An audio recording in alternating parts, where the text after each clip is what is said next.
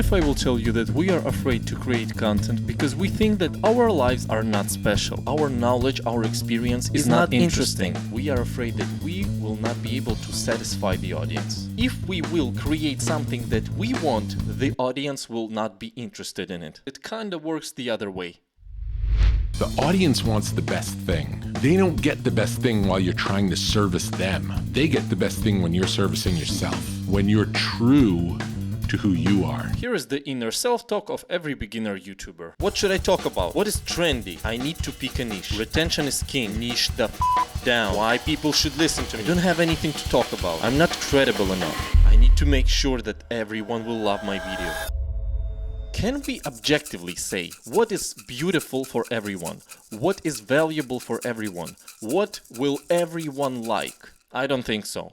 And what is the audience that you are trying to impress? Who are these people? Usually the answer is that these are the people like you. But have you tried to impress yourself with your content? It is not possible to improve, to grow, if you don't have any clue what is better. And how can you measure what is better? You can measure it by your own opinion. What do you like? If you don't value your own opinion of your work, how can you understand how to make it better? We're not smart enough to know what someone else is going to like. You know, to make something, well, I don't really like it, but I think this group of people like it. All the big creators that are improving retention, that try to increase watch time, they are all successful and rich. And how can I get in that position without thinking about the audience? But first, let me tell you about my experience working as a YouTube video editor. You know what YouTube automation is? As a video editor, I had so many job proposals to create YouTube automation channel content, and this is the most boring ever. You basically don't have any footage. You have to create a video from some fucking stock images and videos. People who do this kind of content, they are aiming to create as much income as possible, and they don't care about the content that they are making. They care about the numbers. And there is nothing bad about it. They are playing their game. This whole thing reminds me of a current state of cinematography. So many big movies just not good. It's because they're not being made by a person who cares about it. They're being made by people who are trying to make something that they think someone else is going to like. Art doesn't, that's something else. It's not art. That's commerce. But again, if your goal is just purely to make money and you can create this game in your head and you don't care about the content you're making, good for you. Go and just kill it. Create 10 YouTube automation channels about true crime. Create an AI voiceover. Hire some editors. Fill that video with some stock B-roll. And here you go. Do this every day, every week. You will become rich. But what about those best pieces of media that you consumed? Movies, YouTube videos, music, something that you remembered for your whole life. And when you're thinking about creating content, you are inspired to create something like that. Most of those pieces were created by a person who sticked to their vision and wanted to create something personal, something that they consider great. And you can be that person because you have your vision. You are just afraid that people will not appreciate it. By creating content that you like, you're doing the best for the audience. One more thing. Do you like working for someone? I don't think so.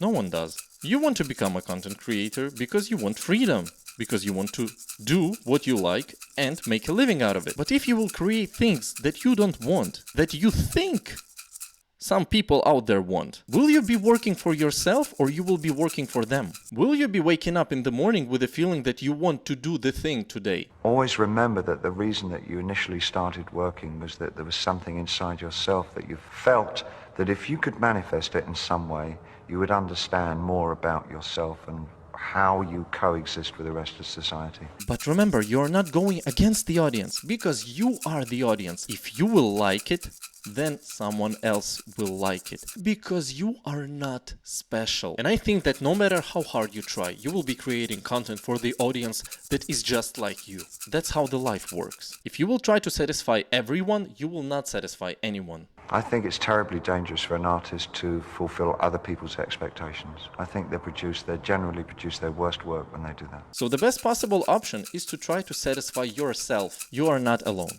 If you do what you love, people will see it. And people really like to look at a person who does something that they enjoy. That's why we watch sports. So remember, you are not special. And that is the reason why you can become a great content creator and find your audience. See ya. Never plays the gallery, I think. But you never learn that until much later on. But never work for other people.